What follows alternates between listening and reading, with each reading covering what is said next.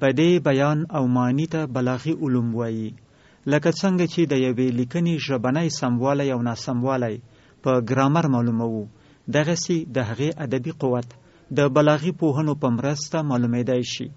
کره کتونکي او ادب پوهان د یو اثر د ادبیات د پیژندلو او شنلو لپاره اوس له نورو ډیرو پوهنو او نظریو هم استفاده کوي. خو بدی بیان او معنی چې کلاسیک علوم دي خپل مقام لري. لیکوال او کره کتونکی نورالحبیب نثار په پښتو ژبه کې د دغو پخوانو بلاغي علومو په باره کې خبرې راته لري. دی په دې برخه کې د شبي کار په اړه وایي. په دې برخه کې څومره کار چې شوی دی یعنې کافي خو موږ هېڅکله نشو ورته ویلی ځکه ژوند دوام لري، خو داسې به رالنډ کړو د بېنوا صاحب له وخته چې هغوی ادبي فنون ولیکل، د هغې سره همزمان په کوزه پښتونخوا کې مثلا سمندر صاحب د ادب مناره او داسې نور کتابونه د هغوی په تتبع کې راوروسته نورو لیکوالو تر اوسه پورې په دې برخه کې لیکنې کړي دي، مقالې لیکل شوي دي، اوس پکې کتابونه ډېر مخې ته راغلي دي. ښاغلی نثار، په دې وروستیو 10 کلونو کې هم په افغانستان کې په دې څه کې خو کار شوی دی؟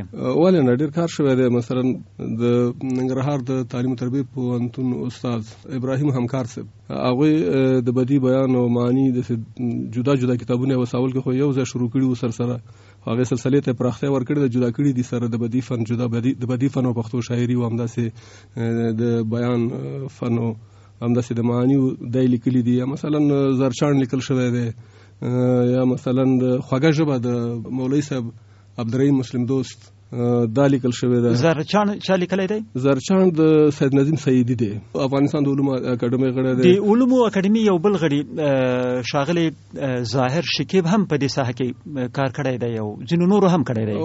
ډېرو به کړی، خو هغه چې ماته لاس ته راغلي دی او یا هم دستي ورته لاسرسی شته دی، دغه کتابونه ماته دستي معلوم و، ډېرو کار کړی دی. دغه کلاسیک علوم د وخت په تېرېدو سره ورته توجه کمه سوې نه ده، بلکې یو څه زیاته سوې هم ده، که نه ویلی شو؟ ځکه نه ده چې د ضرورت دی. کله چې موږ د کلام په حسن خبره کوو، د هغې په اثر خبره کوو او د هغې په ښکلا باندې خبره کوو، نو طبعا موږ دغه علومو ته ضرورت لرو، ځکه دا هغه پیمانې دي چې د دې په بنیاد باندې د دغه موازینو معیارونو له مخې موږ د کلام حسن ښکلا او اغیز جوتولی شو. ښاغلی نثار، یوه مشهوره خبره ده، وایي لکه څنګه چې په ژبه باندې د پوهېدلو لپاره ګرامر لرو، او ګرامر دا راته وایي چې دا جمله مې سمه وویله که مې سمه ونه ویله، سمه مې ولیکله که سمه ونه لیکله. دغه راز دغه بدی بیان او معنی د ادب لپاره دغه کار کوي. ادب پې معلومولی سو چې آیا دغه اثر په ادبي لحاظ سم دی، ادبي اهمیت لري او کې نه لري. دغه مشهور قول تاسې منئ؟ دا واقعي خبره ده، بالکل. ځکه کله چې موږ د کلام هغه شعري او هنري او فني محاسنو پسې ګرځو، لفظي معنوي بدایو پسې ګرځو، او د دې د لټې په سلسله کې چې موږ سره کوم شی کومک کوي، کوم شی چې موږ ته راهنمایي کوي، هغه همدغه بلاغي علوم دي. ښاغلی نثار، که څه هم په دې ساحه کې تالیفات ورپور ډېر سوي دي، خو شکایتونه کم سوي نه دي، او بلکې ځینې خلک وایي چې ځینې کتابونه ډېر سرسري په دې ساحه کې لیکل شوي دي. تاسې له دغه نیوکې سره موافق یاست؟ نو طبعا غضنفر صاحب کار چې کوي مشکلات پکې وي، اشتباهات پکې وي. البته یوه خبره ده، کوم کسانو چې په شروع کې کار کړی، مثلا د بېنوا صاحب، هغوی ډېر دقت سره هغه خپل کتاب لیکلی، هغې کې به تاسو د مثال کمزوري یا مثلا د تعریف او د تشریح عدم صحت به پکې ونه ګورئ، خو د هغې نه راوروسته کې خو قطعا باید نه وي، بلکې لا پسې پوخ شي، ځکه موږ دپاره هلته یو قوي بنیاد شته دی، د ادب مناره ادبي فنون. خو د هغې نه راوروسته چې ګورو، کله کله حتی هغه توضیح او تشریح کې نیمګړتیاوې وي، مثالونو ورکولو کې نیمګړتیاوې وي. مثلا مثال به د مدعا مثل ورکوي، خو هلته به د حسن تعلیل مثال ورکړي، د حسن تعلیل مثال به ورکوي، نمونه کې به باید داسې ورکړي چې هغه به مدعا مثل وي. د حذف خبره کوي، د حذف د ایجاز خبره چې وایي ګورې داسې کلمې چې هغه په لهجه کې لنډېږي. مثلا موږ د ننه وایو، لهجه کې د ننه کلمه استعمالو، خبره چې کوټه کې د ننه دی، کوټه کې د باندې دی. ځینې لهجې دي چې هغوی دال ته نه غورځوي، ننه وایي، ننه راشه. دا دوی په اجاز کې راخیستی دی، دا په حذف کې راخیستی دی، حذف هم د اجاز په سلسله کې. نو دا خو نه دی، دا خو حذف نه دی که نه. حذف خو هغې ته وایي چې ته د هغه شته کلام، تا سره چې کوم کلام موجود دی او ته یې لولې یا د په وړاندې ایښی دی مثال، هغه لولې، د هغې معنا، د هغې هغه بلاغي کوم اثر او اغیز چې دی هغه تاسو اوخی چې د دې تر شا څه پراته دي. ښاغلی نثار، په هغه وخت کې چې موږ په مکتبونو کې وو، بدیع بیان به ملوست، ځینې مثالونه به وو. په هغه وخت اوس ډیر کلونه تیر دي، خو بیا هم چې کله کتابونه ګورو مثالونه ممکن همغه تکرار سي. دا څنګه د نوي مثالونه پیدا کیږي نه که د محققان ځان ته زحمت نه ورکوي، او حتی کله کله خو سړي ته شک پیدا سي چې کله چې په یو موضوع باندې څوک تسلط ونه لري نو امکان لري د نوي مثال موندل ورته سخته سي. دا څه چل دی؟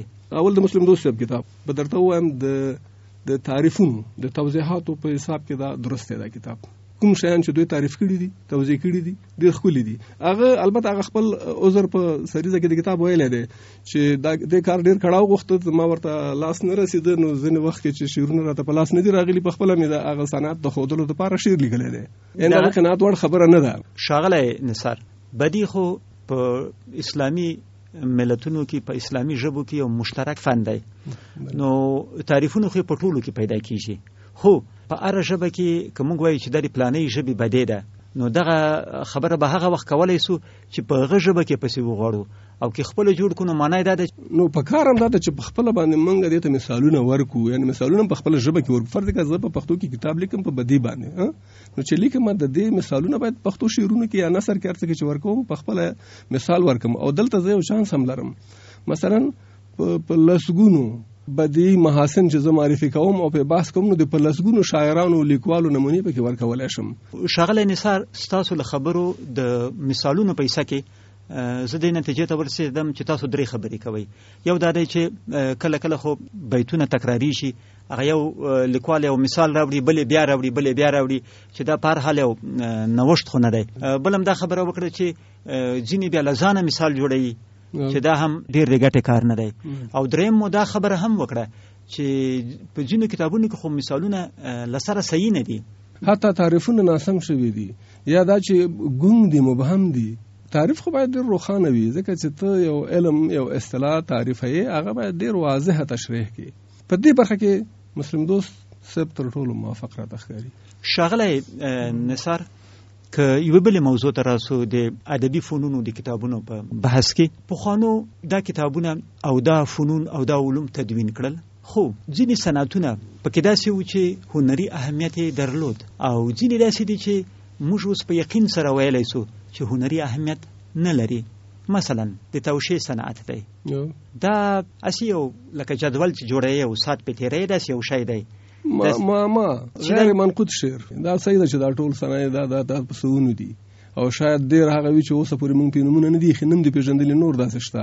دا باید تفکیک او جدا کو سره هغه چې زیات هنري دي، هغه چې د ښکلا په هستونه او ایجاد کې مدد کوي، هغه چې د کلام په بلاغي اړخ کې او د هغه په موثریت کې مرسته کوي او کومک کوي، هغه چې د کلام د بیلابل ډول د ادا کولو قوت زمونږ زیاتوي، هغه باید مونږ را بیل کو او زیات ترکیز په دې باندې وشي، خصوصا په پوهنتونونو کې، په ښوونځیو کې، په تعلیمي نصابونو کې خصوصا، ځکه چې زمونږ مقصد د تدریس نه د شاګرد روش او رویه بدلول دي.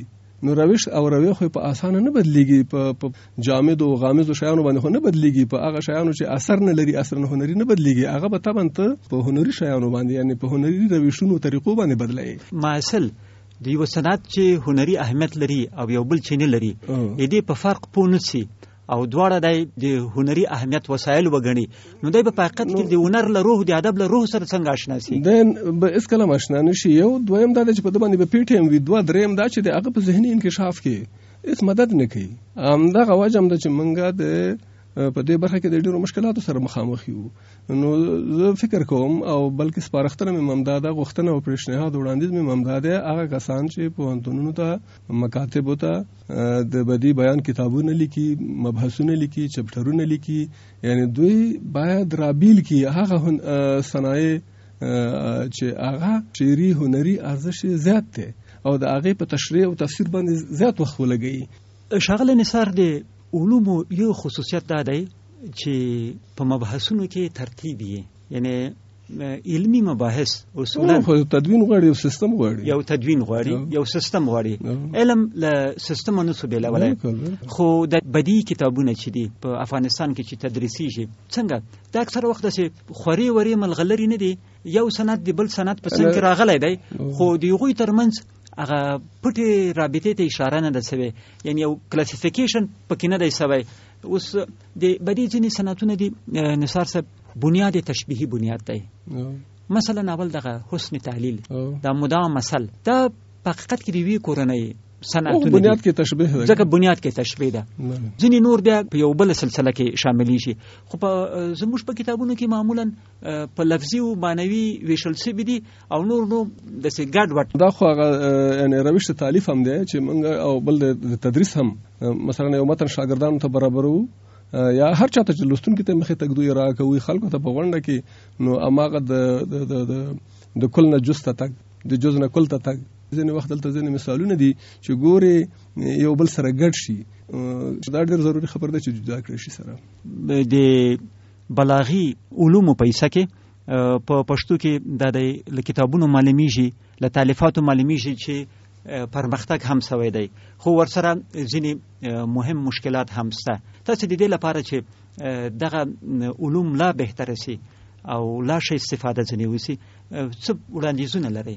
نو زما وړاندیزونه دا د غضنفر صاحب چې په دې برخه کې خصوصا هغه چې په پوهنتونونو کې تدریسیږي یا په معارف په نظام کې تدریسیږي، نو هغه د لپاره خو طبعا په سر کې ادارې دي چې دوی ته نصابونه تهیه کوي.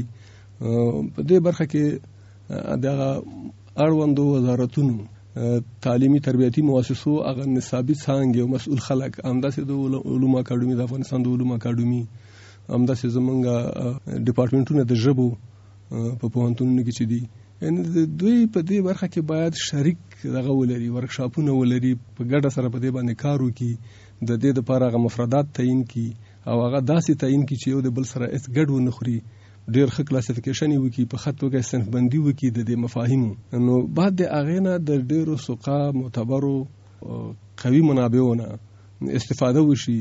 اوس خو د خدای فضل د عربي کې چې کوم علوم په دې برخه کې و زیاتره فارسی ته پښتو ته ترجمه شوي دي، دلته هم استفاده کیږي، خو که بیا هم پسې اصل ته لاړ شو، یعنی کوشش وکړو چې عربي نه په دې برخه کې استفاده وشي، ځکه چې راغلي د عربي نه دي او بلکې شروع د یونانیانو نه شوې ده، د یوناني نه عربي ژبې ته ترجمه شوي ژباړل شوي دي.